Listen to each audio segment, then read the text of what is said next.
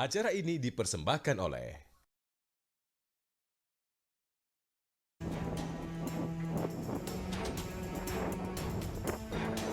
kapal tugboat Python yang menggandeng tongkang muatan batu bara terbakar di perairan ambang luar Sungai Musi, Banyuasin, Sumatera Selatan.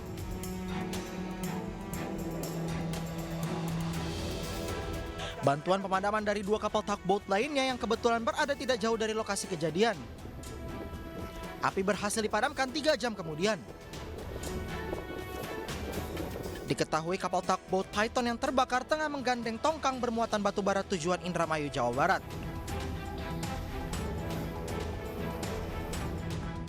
Penyebab terbakarnya tugboat Python masih dalam penyelidikan tim Lab 4 bersama Subdit Gakum Pol Air Polda Sumatera Selatan.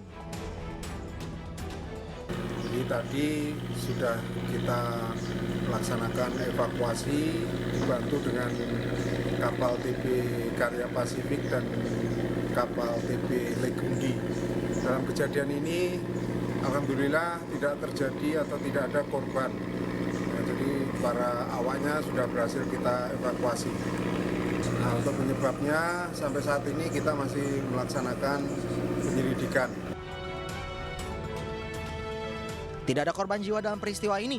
Seluruh anak buah kapal tugboat Python berhasil diselamatkan.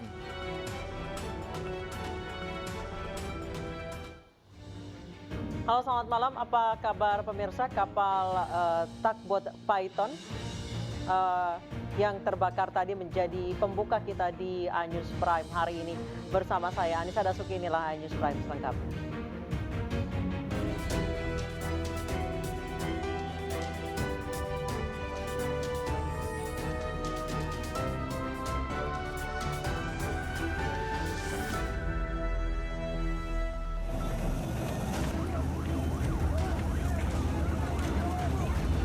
Kebakaran melanda pemukiman padat penduduk di bantaran rel kereta api antara stasiun Klender dan stasiun Buaran.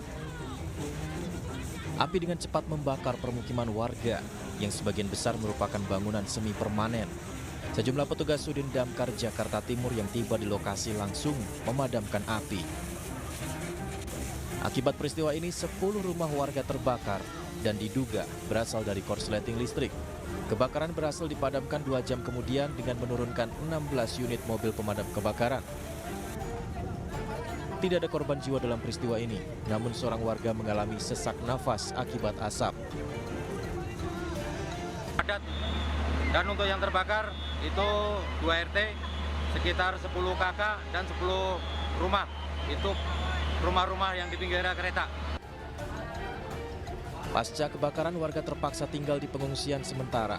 Sambil mengais sisa barang berharga yang masih bisa dipakai, warga berharap bantuan dari pemerintah. Meski warga sudah mendapat bantuan berupa makanan dan perlengkapan mandi, namun mereka juga membutuhkan bantuan lainnya seperti perlengkapan sekolah untuk anak-anak. Dari Jakarta, Rio Manik, iNews melaporkan. Diduga akibat korsleting listrik, salah satu ruangan di lantai 5 rumah sakit di kota Pematang Siantar, Sumatera Utara terbakar. Puluhan pasien panik dan histeris saat dievakuasi.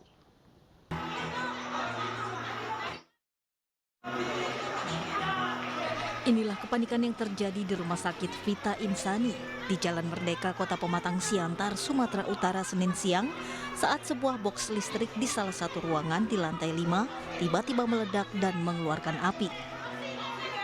Puluhan pasien pun terpaksa dievakuasi untuk mengantisipasi hal yang tidak diinginkan. Sejumlah pasien tampak menangis histeris saat dievakuasi ke lantai 1. Bahkan akibat trauma, beberapa pasien menolak dibawa masuk kembali ke ruangan. Namun, pihak rumah sakit tetap membawa pasien masuk ke dalam karena situasi sudah terkendali. Biar punan sila itu. Jangan, aku nggak mau. Aku nggak mau. Nggak bisa tak tahu, Ju.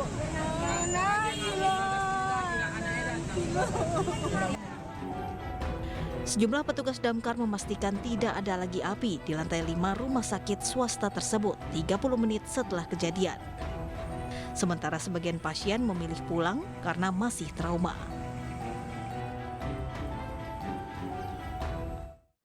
Pimpinan Pimpinan Pondok Pesantren Al Zaitun Panji Gumilang diperiksa Bareskrim Mabes Polri pada Senin siang. Panji Gumilang diperiksa atas kasus dugaan penistaan agama. Panji Gumilang tiba di kantor Bareskrim pukul 13:50 tanpa melontarkan sepatah kata pun.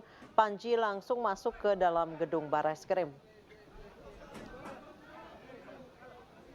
Panji Gumilang diperiksa atas dugaan aliran sesat dan penistaan agama.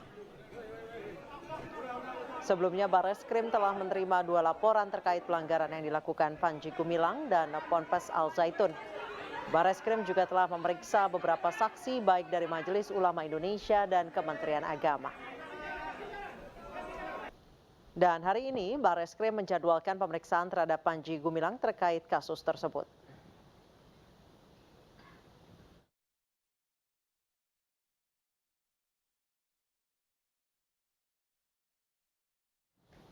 Seperti apa jalannya pemeriksaan terhadap Panji Gumilang yang berlangsung sejak siang tadi, saudara rekan kami Salam Rahmat yang berada di Bareskrim Polri. Salam, apakah pemeriksaan hingga saat ini masih berlangsung? Ya, selamat malam Anissa dan juga pemirsa. Hingga saat ini proses pemeriksaan terhadap Panji Gumilang selaku pimpinan Pondok Pesantren Al Zaitun hingga saat ini masih berlangsung, di mana Panji Gumilang ini saat ini sedang diperiksa oleh Ditipidum Bareskrim Mabes Polri sejak pukul 13.50 waktu Indonesia bagian Barat. Di mana hingga saat ini juga sudah ada 2 laporan yang masuk terkait dengan aduan penistaan agama yang dilakukan oleh Panji Gumilang yang dilaporkan oleh kedua pihak, di mana salah satu pihak ini adalah dari Forum Advokat Pembela Pancasila dan juga laporan perorangan yang dilaporkan oleh Ken Setiawan dan juga Ihsan Tanjung pada tanggal 23 dan juga 27 Juni 2023 lalu, di mana ini atas laporan adanya penistaan agama yang dilakukan oleh Panji Gumilang terkait dengan Pondok Pesantren Al Zaitun yang dipimpinnya secara langsung, di mana ini juga dianggap lantaran Pondok Pesantren Al Zaitun ini menyebarkan atau mengajarkan ajaran sesat kepada para santrinya. Dan juga dapat kami sampaikan kepada Anda Anissa dan juga pemirsa bahwa pada siang hari tadi juga Ihsan Tanjung selaku Ketua Umum FAPP atau Forum Advokat Pembela Pancasila ini sudah menyambangi Bareskrim Mabes Polri untuk menyerahkan 10 bukti baru berupa rekaman video yang memperlihatkan adanya aksi penistaan agama yang dilakukan oleh Panji Gumilang, seperti diantaranya bukti rekaman dakwah Panji Gumilang di Pondok Pesantren Al Zaitun yang diunggahnya di media sosial. Lalu juga ada artikel dakwah dari Panji Gumilang yang juga turut disertakan bukti tersebut dalam 10 bukti rekaman yang tadi juga sudah dibawa oleh dari Ihsan Tanjung, di mana dapat kami sampaikan juga bahwa bukti-bukti tersebut ini nantinya juga akan menunjang bukti-bukti baru atau juga untuk melengkapi bukti-bukti sebelumnya yang sudah dikumpulkan oleh pihak pelapor. Di mana sebelumnya pihak Bareskrim Mabes Polri juga sudah melakukan pemeriksaan terhadap sejumlah pihak, yakni mulai dari pihak MUI, lalu juga dari pihak Kementerian Agama dan juga pihak ahli yang terkait dengan kasus ini. Dan dapat kami sampaikan juga kepada Anda Nisa dan juga pemirsa bahwa rencananya pada hari esok dari pihak Bareskrim Mabes Polri ini akan melakukan gelar perkara, namun belum diketahui kapan dan di mana rencananya pada pukul berapa pada hari esok pihak Bareskrim Mabes Polri ini akan melakukan gelar perkara untuk menentukan penanganan kasus Pondok Pesantren Al Zaitun, di mana nantinya pihak Bareskrim apakah nantinya dari gelar perkara yang akan dilakukan pada hari esok apakah nantinya akan dinaikkan statusnya menjadi ke tahap penyidikan atau tidak. Dan kami akan terus menginformasikan atau memperbaharui informasi terkini dari Bareskrim Mabes Polri lantaran hingga saat ini juga proses pemeriksaan hingga saat ini masih berlangsung. Anissa. Terima kasih Salam Rahmat atas laporannya dari Bareskrim Polri. Selamat bertugas kembali, Salam. Pemirsa, sementara itu MUI Jawa Barat telah memberikan rekomendasi untuk pembubaran Ponpes Al Zaitun. Pemerintah Provinsi Jawa Barat mendukung rekomendasi tersebut.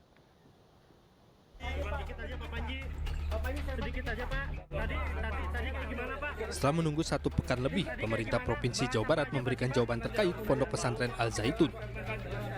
Pemerintah Provinsi Jawa Barat mendukung penuh rekomendasi MUI Jawa Barat terkait penutupan Ponpes Al Zaitun.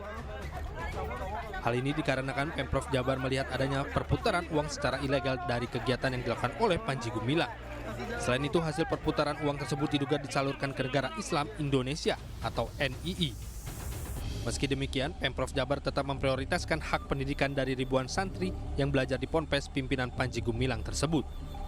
Si pesantrennya direkomendasi memang untuk dibekukan atau dibubarkan tapi harus secara bijak memberi solusi agar ribuan yang sudah berstatus murid di sana atau santri di sana bisa diberikan solusi pendidikan seadil-adilnya. Pemerintah Provinsi Jawa Barat menghimbau agar masyarakat dan para ulama tetap tenang menghadapi polemik Al Zaitun, karena pemerintah pusat telah turun tangan menangani kasus ini. Desakan pembubaran Pondok Pesantren Al Zaitun di Indramayu, Jawa Barat terus berdatangan. Pimpinan Ponpes Al Zaitun Panji Gumilang diduga terlibat aliran sesat dan penistaan agama.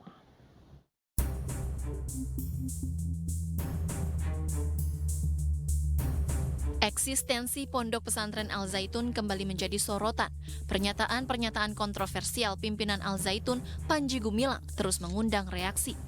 Desakan pembubaran terus berdatangan termasuk dari MUI Jawa Barat yang mendesak pemerintah bertindak konkret atas pelanggaran yang dilakukan Ponpes Al Zaitun.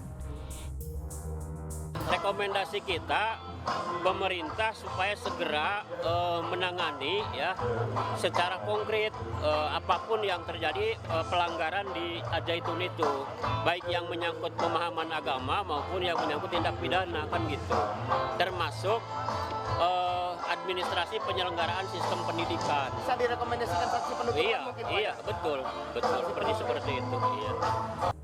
Di sisi lain, Panji Gumilang menilai desakan pembubaran pesantren Al Zaitun tak masuk akal karena Ponpes memiliki kualitas pendidikan yang baik dan mendapatkan akreditasi A. Terus mau membubarkan, masa bangsa Indonesia punya karya swasta, akreditasinya A unggul, disuruh membubarkan, ya buat lagi lah itu, jangan dibubarkan. Kalau ingin, buat lagi. Sementara pemerintah telah melakukan evaluasi terhadap kurikulum Ponpes Al Zaitun dan memproses dugaan pidana hukum yang dilakukan pimpinannya. Meski demikian, hak santri akan tetap diperhatikan dan Ponpes masih diizinkan menerima pendaftaran. Pondok pesantrennya kita akan evaluasi secara administratif. Ya, tindakan evaluasinya itu apa? Melihat penyelenggaraannya, melihat kurikulumnya, melihat konten pengajarannya dan sebagainya, sehingga hak untuk belajar bagi para santri dan murid-murid di situ tidak akan diganggu, terus berjalan. Katanya masih menerima pendaftaran, silahkan terima pendaftaran karena pondok pesantren itu adalah lembaga pendidikan yang harus kita bina. Tetapi orangnya yang melakukan pelanggaran hukum ya harus ditindak. Menko PMK Muhadjir Effendi juga menjelaskan secara tegas bahwa santri yang menempuh pendidikan di Pondok Pesantren Al Zaitun akan tetap mendapatkan haknya. Berbagai kontroversi di Pondok Pesantren Al Zaitun menjadi sorotan, mulai dari saf salat yang bercampur antara laki-laki dan perempuan hingga pernyataan pimpinannya mengenai kitab suci Al-Quran yang menurutnya merupakan kalam Nabi Muhammad SAW. Aksi demo pun dilakukan di pondok pesantren tersebut hingga pemerintah pusat turun tangan untuk melakukan penyelidikan. Tim Liputan iNews melaporkan. Polisi membongkar lubang septic tank di rumah sewa yang dijadikan klinik aborsi ilegal di Kemayoran, Jakarta. 2 perempuan yang dijadikan tersangka utama dihadirkan dalam proses pembongkaran.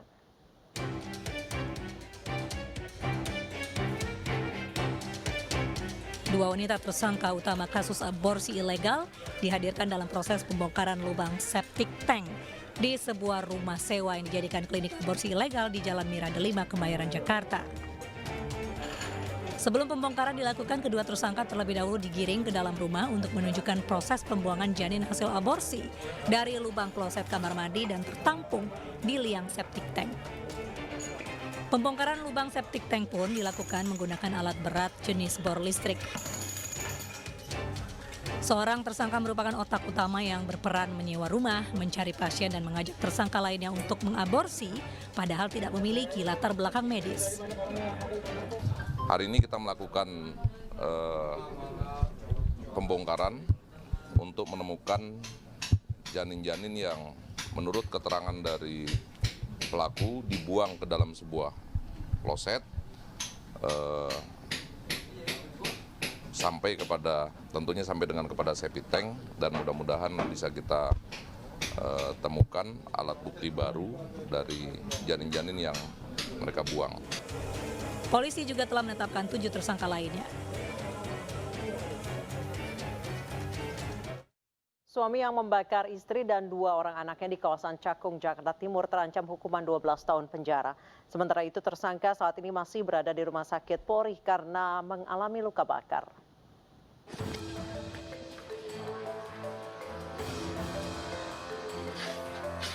Satreskrim Polres Metro Jakarta Timur telah melakukan penyidikan terhadap kasus pembakaran yang dilakukan oleh seorang suami bernama Usman Sayuti terhadap istri dan 2 orang anaknya di sebuah kontrakan di Jalan Inspeksi PPD Cakung, Jakarta Timur. Ketiga korban tengah menjalani perawatan di rumah sakit lantaran mengalami luka bakar yang cukup parah. Korban istri berinisial W telah dioperasi, sedangkan 2 anaknya akan menjalani operasi pada hari ini. Sementara tersangka yang juga mengalami luka bakar akibat berupaya bunuh diri usai membakar keluarganya, saat ini menjalani perawatan di Rumah Sakit Polri Kramat Jati. Akibat perbuatannya, tersangka terancam hukuman 12 tahun penjara. Kami kenakan pasal 44 Undang-Undang PKDRT junto 187 KUHP ancaman hukuman 12 tahun penjara. Untuk luka bakar yang paling parah yang dialami oleh siapa, Bang? Istri ya, istri, tapi saat ini sudah dalam perawatan. Menurut informasi beberapa hari lalu Sabtu sudah dilakukan operasi plastik yang menyusul hari ini untuk kedua anaknya. Dari hasil penyidikan, dugaan sementara aksi pembakaran tersebut lantaran tersangka cemburu buta hingga tega membakar istri dan 2 orang anaknya yang masih berusia 15 dan 16 tahun dengan menggunakan bensin dan korek api saat ketiganya tengah bermain ponsel. Dari Jakarta, Rio Manik, iNews melaporkan. Presiden Joko Widodo beri bonus total 320,5 miliar rupiah kepada atlet peraih medali di ASEAN Para Games 2023. Informasi selengkapnya usai jeda.